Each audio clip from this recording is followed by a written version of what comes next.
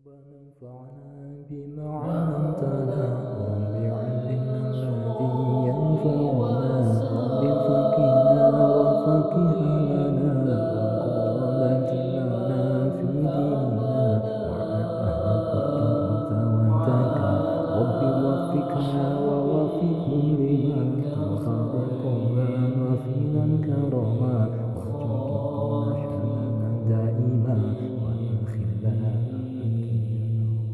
إلى روحي وجسدي شيخنا ومربي روحنا ومرشدنا المكرم أبا محمد زمهر عبد الكريم البنتني في مكان شاور الله له الفاتحة. أعوذ بالله من الشيطان الرجيم. بسم الله الرحمن الرحيم. الحمد لله رب العالمين الرحمن الرحيم مالك يوم الدين إياك نعبد وإياك نستعين اهدنا الصراط المستقيم صراط الذين أنعمت عليهم غير المغضوب عليهم ولا الضالين رب اغفر لنا آمين يا رب العالمين. السلام عليكم ورحمة الله وبركاته. Alhamdulillah hamdan katsiran tayyiban mubarakan fi. Allahumma salli ala sayyidina Muhammad wa ala ali sayyidina Muhammad. Amma ba'd. Alhamdulillah, baik sahabat murid dan rekan-rekan sekalian dimanapun berada yang dirahmati Allah subhanahu wa ta'ala. Alhamdulillah kita dipertemukan kembali di channel ini. Insya Allah kesempatan di episode 6 ini kita akan melanjutkan kajian kitab Kosong Muri jilid 1 yang berjudul tentang Ismuzzat pemantapannya. Baik sahabat dan rekan-rekan sekalian yang dirahmati Allah subhanahu wa ta'ala yang saya hormati, lafaz Allah atau Ismuzzat ini merupakan nama yang paling agung dari nama-namanya yang lain. Dapat juga disebut kepalanya Asmaul Husna. Lafaz ini memiliki banyak rahasia pada setiap hurufnya dan temukanlah natizah setiap hurufnya. Lalu temukan juga thamroh setiap cabang hurufnya. Berikut ini sekilas tentang natizah dan thamroh yang terdapat pada 4 huruf asma Allah bahasa Arab sebagai berikut. Baik, yang ke-1 Allah. Masih sempurna ke-4 hurufnya, artinya nama zat yang wajib disembah dan wajib adanya. Lafaz ini terdiri dari 4 huruf yang merupakan isyarat bahwa Allah subhanahu wa ta'ala itu memiliki af'al, asma, sifat, dan zat. Dan di dalam ajaran Tauhid ada rahasia angka 4 yang harus kita pelajari dan imani, yakni tentang mentauhidkan af'alullah, pekerjaan atau perbuatan Allah, lalu mentauhidkan asma'ullah, 99 nama Allah, lalu mentauhidkan sifatullah, 41 sifat-sifat Allah, dan mentauhidkan dzatullah, esadatullah. Inilah yang disebut dengan syahadat tauhid 50 aqaidul islamiyah, di mana Rasulullah Shallallahu Alaihi Wasallam bersabda, barang siapa yang ma'rifat kepada dirinya maka sungguh ia akan ma'rifat kepada Tuhannya, dan barang siapa yang ma'rifat kepada Tuhannya maka sungguh ia telah menjadi bodoh. Maka di dalam pemahaman Majlis Murri bahwa gelar Ar-Fakir sangat berkekurangan dalam hal duniawi adalah sebutan bagi orang yang telah ma'rifat. Karena lihatlah di dalam kehidupan mereka bukanlah orang yang fakir, tetapi memfakir-fakirkan diri dengan memperbanyak puasa, sedikit makan, berpakaian sederhana, dan lain-lain. Begitupun dengan Al-Haqir, sangat bodoh tentang ilmu, termasuk juga dengan sebutan Abdullah, hamba yang telah diakui Allah sebagai hambanya yang benar-benar patuh. Karena ketiga gelar ini Allah subhanahu wa ta'ala berikan kepada orang-orang Abdullah tadi yang telah mengenalnya, baik secara zahir maupun secara batiniahnya, baik secara teoritis maupun secara pembuktiannya. Makna surat Al-Fajr ayat 29.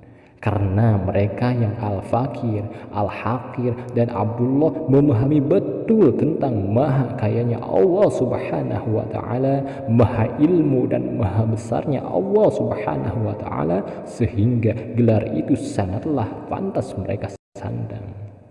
adalah Sayyid Imam Abdullah bin Ahmad Al-Muhajir. Beliau tidak mau dipanggil Abdullah karena panggilan Abdullah adalah panggilan yang sangat mulia, sedangkan ia menyatakan dirinya sebagai orang yang benar-benar hina, sehingga ia lebih suka dipanggil dengan sebutan Ubaidillah bitasghir, yakni yang memiliki arti hamba Allah yang benar-benar hina. Namun bila golongan kita dianggap tawadu dengan memakai al-fakir, al-haqir, dan Abdullah, padahal di dalam pemahaman tasawuf termasuk orang-orang yang menyombongkan diri karena tidak sesuai dengan kenyataan yang sebenarnya.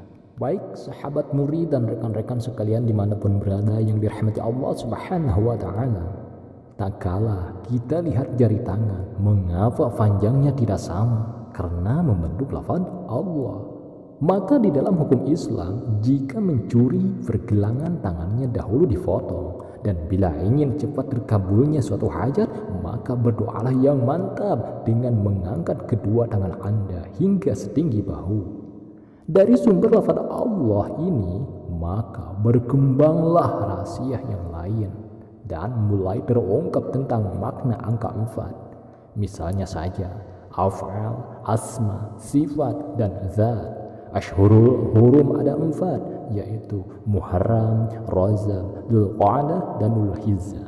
Kitab utama ada 4, yakni Taurat, Zabur, Injil, dan Al-Quran. Rusul malaikat ada 4, yaitu Jibril, Mikail, Israfil, dan Israil. Khulafaul Rasyidin pun ada 4, yaitu Abu Bakar As-Siddiq, Umar Al-Faruq, Utsman bin Affan, dan Ali bin Abi Thalib radhiyallahu anhu. Mujtahid mutlak ada 4, yakni Imam Hanafi, Imam Maliki, Imam Syafi'i, dan Imam Ahmad bin Hanbal. Tasbih pun ada 4, yaitu Subhanallah, Alhamdulillah, La ilaha illallah, dan Allahu Akbar. Hari utama ada 4, yaitu hari Jumat, penghulunya hari Arafah, hari banyak keistimewaan, hari Nahar, hari penyembelihan nafsu hawani, dan hari Fitri, hari kemenangan fitrah. Wanita idaman surga pun ada 4, yaitu Maryam binti Imran, wanita suci, Khadijah binti Khuwailid, wanita pertama masuk Islam, Aisyah binti Muzahim istri Fir'aun, dan Fatimah binti Muhammad, tuan putri wanita surga. Para pendahulu negeri yang awal masuk surga pun ada 4, yaitu Rasulullah Shallallahu Alaihi Wasallam, pendahulu dari bangsa Arab, Salman Al-Farisi, pendahulu dari bangsa Persia, Suhaib, pendahulu dari bangsa Rom, dan Bilal bin Rabah, pendahulu dari bangsa Habasyah. Orang yang dirindukan surga pun ada 4, yaitu Ali bin Abi Thalib, Salman Al-Farisi, Ammar bin Yasir, dan Miqdad bin Al-Aswad.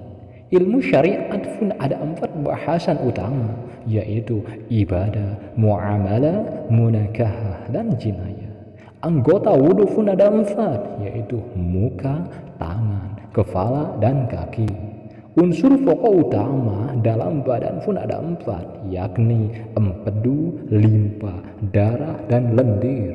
Musim pun ada 4, yaitu musim panas, musim dingin, musim semi, dan musim gugur.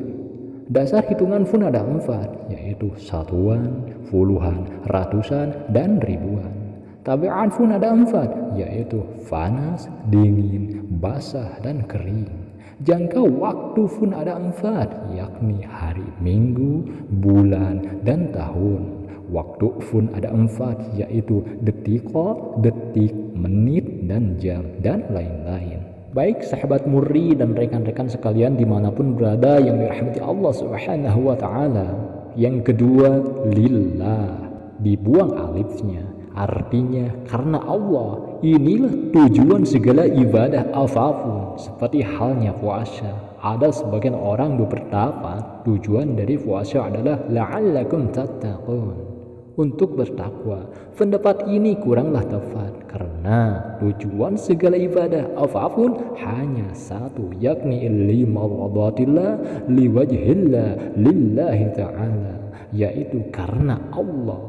Hal inilah yang selalu diajarkan di setiap lafaz niat ibadah apapun, yang selalu diakhiri dengan kalimat lillahi ta'ala, seperti nawaitu shauma ghadin, terakhirnya lillahi ta'ala, usolli fardhu dhuhri, terakhirnya lillahi ta'ala, nawaitu ghusla, terakhirnya lillahi ta'ala, dan lain-lain.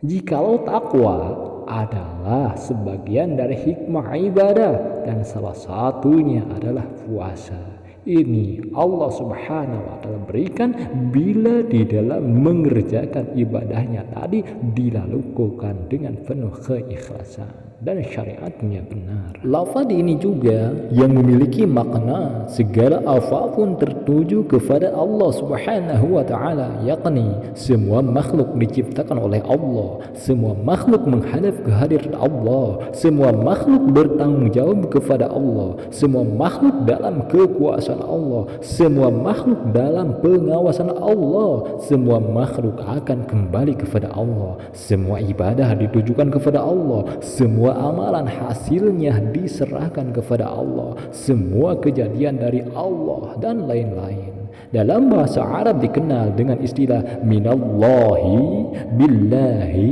indallahi, lillahi, fillahi, inna lillahi wa inna ilaihi raji'un. Baik, yang ketiga lahu, dibuang alif dan lam awal, artinya baginya atau kepunyaannya. Pada lafaz ini memiliki makna lil milki, yakni kepunyaan atau kepemilikan, seperti yang Allah Subhanahu wa Ta'ala firmankan, adalah kepunyaan Allah apa yang ada di 7 lapis langit dan di 7 lapis bumi.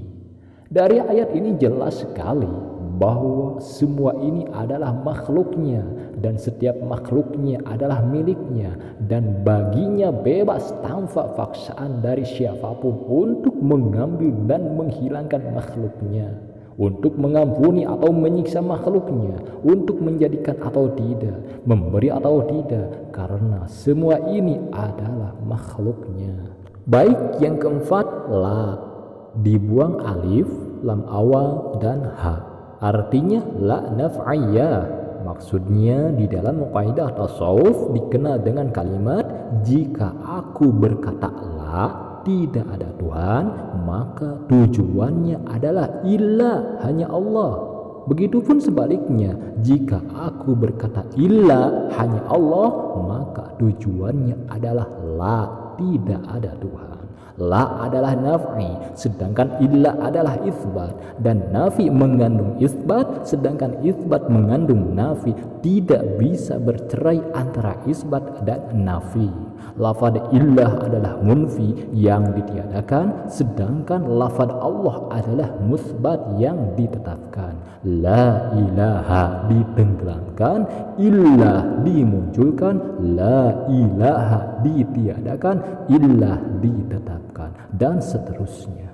Baik, yang kelima, al, dibuang lam kedua dan ha, artinya alif lam ma'rifat, bukan nakiroh yang selama ini kita sembah, yakni Tuhan yang kita sembah bukan yang nakiroh atau umum dan banyak, tetapi yang sema'rifat-ma'rifatnya, sekhusus-khususnya, yaitu Allah Azza wa Jalla. Jikalau kita berzikir dengan lafaz nakirah seperti ilahun, ilahun, ilahun, tentunya keyakinan kita akan bercabang, karena yang dipanggil-panggil dan yang disebut-sebut adalah Tuhan yang umum dan banyak. Ketahuilah yang menemukan alif lam di sini sebagai ma'rifat adalah Imam Sibawayh, seorang pakar ilmu nahwu, yaitu muridnya dari Imam Khalil, pakar ilmu arud. Tak kala berzikir fala ahli thariqat dengan lafaz Allah, Allah, Allah, berinkisya bahwa Imam Sibawayh mendapatkan rahmat Allah di alam barzah yang begitu melimpah ruah, sehingga bertanya, apa sebenarnya Anda mendapatkan rahmat Allah yang begitu melimpah di alam barzah ini? Imam Sibawayh menjawab, ini disebabkan telah aku tuliskan di dalam kitab-kitab karanganku bahwa lafaz Allah itu adalah ma'rifat, yakni isyarah dari huruf alif dan lam di awal kalimat Allah. Baik sahabat murid dan rekan-rekan sekalian dimanapun berada yang dirahmati Allah subhanahu wa ta'ala. Yang keenam, hu, dibuang alif, lam awal dan lam kedua. Lafaz ini merupakan asal dari lafaz hu atau huwa yang artinya zat. Ketahuilah arti kata zat yang kita sering dengar itu janganlah diartinya bahwa Allah subhanahu wa ta'ala itu bertitik, bernokta, berunsur, beratom dan lain-lain. Karena itu semua makhluk ciptaannya. Tetapi maksud dari zat yang dimaksud adalah hanya sebuah kata yang berhampiran atau mendekati kepada yang benar agar mudah di dalam memahami perihal konsep ketuhanan. Dan janganlah zat di sini diartikan yang sesungguhnya karena bisa salah menyangka dan salah memaknainya. Inilah qaul yang benar. Ketahuilah bahwa lafaz hu atau huwa ini Allah subhanahu wa ta'ala perintahkan agar selalu disebut-sebut atau dipanggil-panggil sebanyak-banyaknya yang tidak terhingga.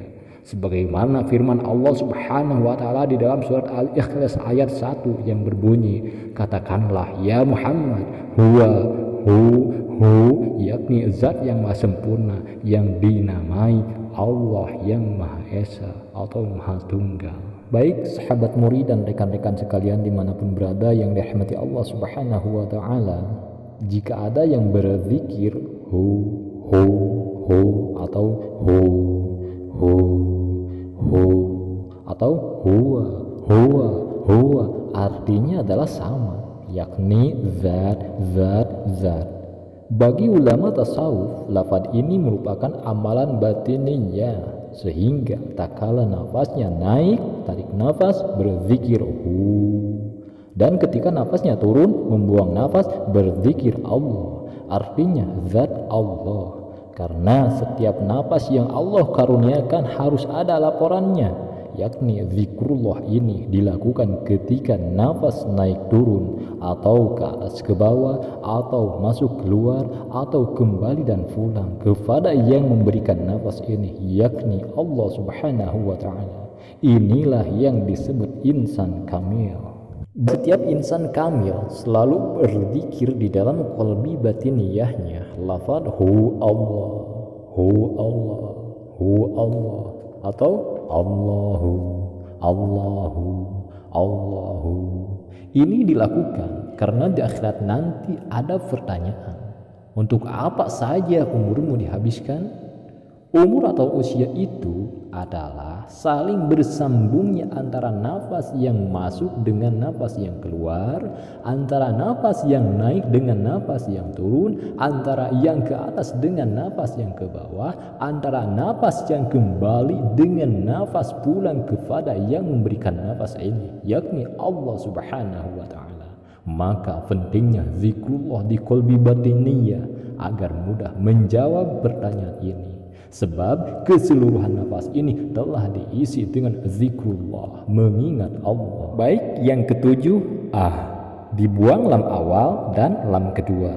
Di dalam bahasa Arab, lafaz ini merupakan singkatan dari lafaz intaha, yang artinya kesudahan atau akhiran. Maksudnya adalah di dalam perjalanan mencari Allah subhanahu wa ta'ala yang zahir maupun yang batin ada permulaan dan ada kesudahannya atau akhirannya. Maka jika sudah berzikir kalimat di qalbi rabbani bukan di qalbi batiniyah, berarti perjalanannya sudah sampai tujuan, sudah sampai di perbatasan, berlayar sudah sampai di pulau. Baik, yang kedelapan, alif. Dibuang lam awal, lam kedua, dan ha. Ini merupakan huruf yang tunggal atau wahdaniyah dan berdiri sendiri tanpa butuh bantuan siapapun atau qiyamuh binafsi. Jika diberi harokat fathah, kasrah, dan domah, maka akan berbunyi a, i, u. Bahkan dana ofun di dalam ilmu tasawuf dipahami bahwa itu semua adalah zikir menyebut nama Allah. Ketahuilah bahwa di setiap bunyi apapun di alam jagat raya ini pada hakikatnya berzikir Allah, Allah, Allah. Maka terbitnya bunyi itu dari 4 anasir atau unsur yang sering kita dengar, yakni dari anasir api, anasir angin, anasir tanah, dan anasir air. Ketahuilah, setiap bunyi atau suara yang berasal dari 4 anasir ini pada hakikatnya sedang menyebut nama Allah, Allah, Allah. Apakah suara kendaraan bermotor, bom, kereta, pesawat terbang, jam dinding, detak jantung Anda, dan lain-lain, baik yang berdentum, berdesir, berderu, berdentang, dan lain-lain. Coba heningkan hati dan pikiran Anda sejenak, lalu dengarkan suara-suara alam semesta yang setiap saat menegur kita untuk selalu mengingat Allah, Allah, Allah secara berkekalan.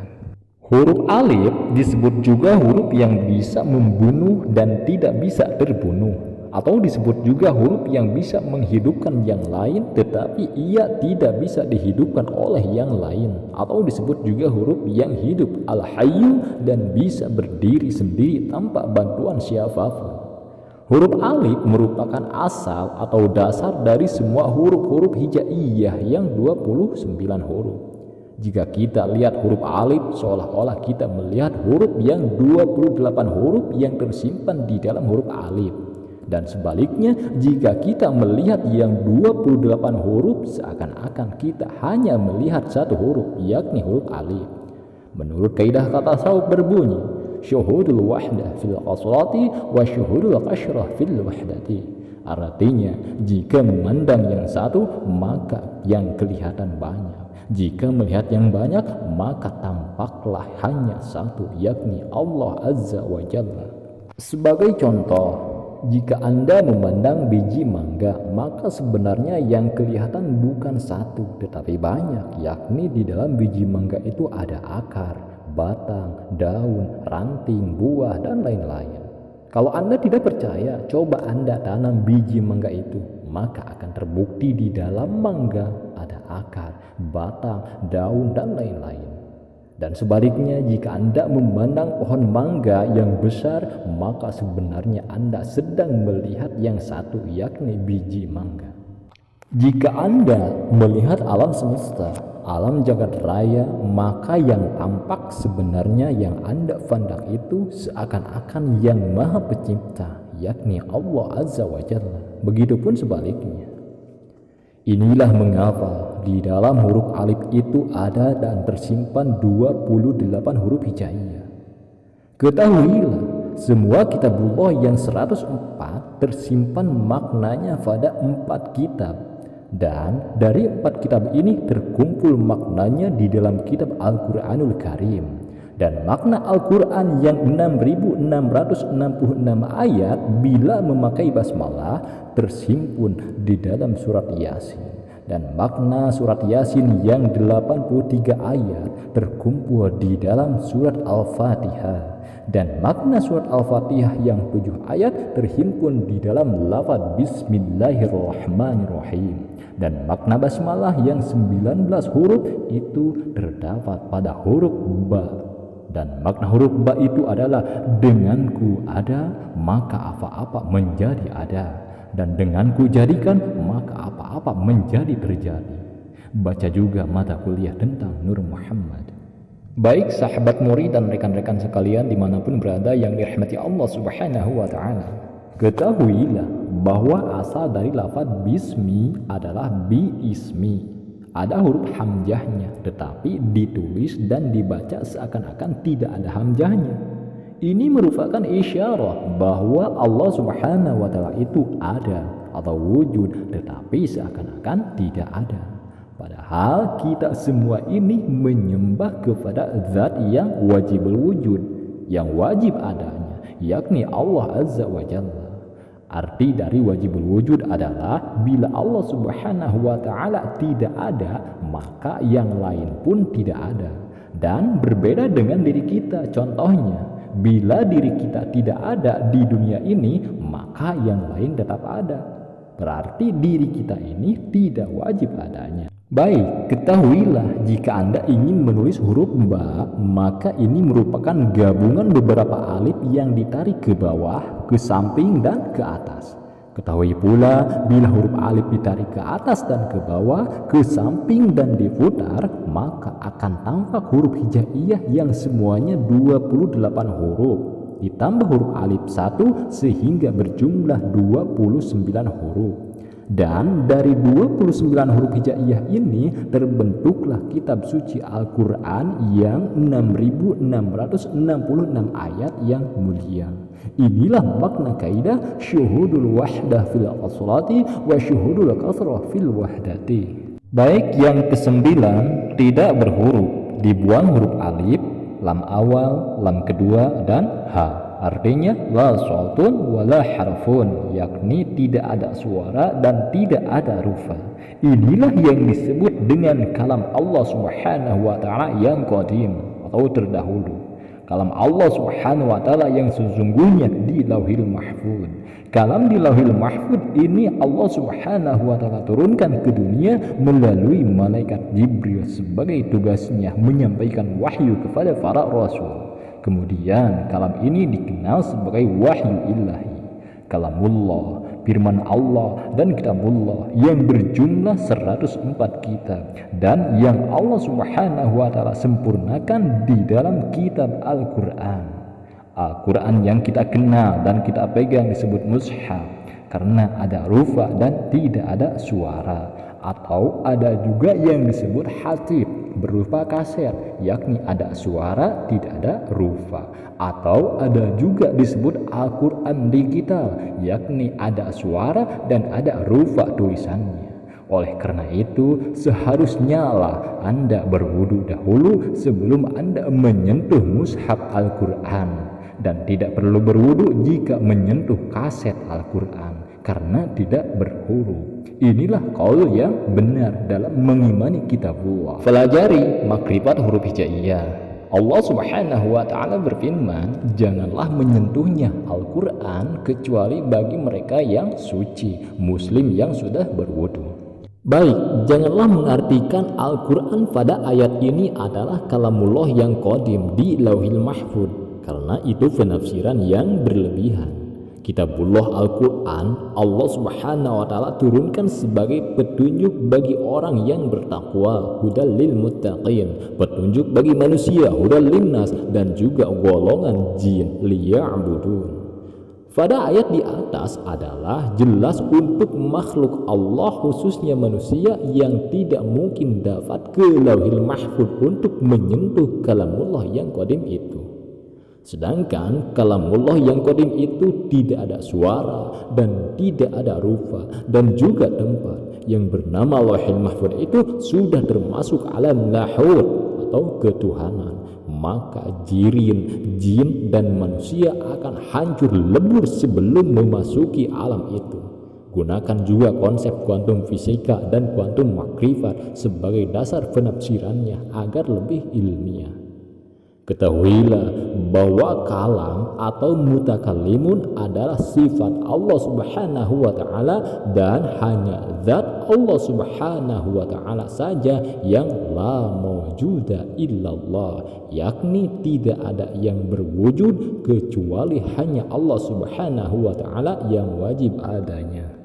Baik sahabat murid dan rekan-rekan sekalian dimanapun berada yang dirahmati Allah Subhanahu wa ta'ala, Sayyid Abdul Qadir Al-Jailani berkata, kalimat Allah itu merupakan Ismul Azam, nama yang agung, dan sesungguhnya Allah Subhanahu wa ta'ala kabulkan jika kamu berkata ya Allah, dan tidak ada di qalbi kamu selainnya. Dan kalimat ini disebut juga Ismul Khawas, nama yang khusus, dan Ismul Azaib, nama yang mengagumkan. Jika kamu berkhalwat mengucapkan Allah, Allah, Allah sampai kalbu Anda fana atau kosong dari yang alam, maka Anda akan menyaksikan alam malakut yang mengagumkan, dan segala sesuatu apapun dengan izin Allah Subhanahu wa taala berkata kun, terjadilah.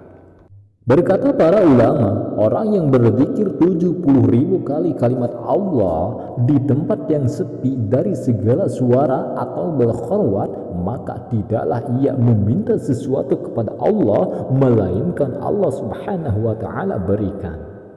Berkata para ulama, orang yang berzikir tiap hari setelah sholat subuh kalimat wallah sebanyak 77 kali, maka ia akan melihat keberkahannya dalam urusan agama dan dunia, dan akan menyaksikan sesuatu pada dirinya yang begitu mengagumkan atau istimewa. Berkata para ulama, orang yang melazimkan mengucapkan kalimat Allah sebanyak 500 kali setelah sholat 2 rakaat, sholat hajat atau tahajud, maka akan berpengaruh besar akan terkabulnya apa yang ia hajatkan dan lain-lain. Baik sahabat semua, alhamdulillah kajian di episode 6 ini tamat sampai di sini. Insya Allah kita berjumpa kembali di episode 7 yang berjudul Ma'rifat Iman. Akhirul kalam, assalamualaikum warahmatullahi wabarakatuh.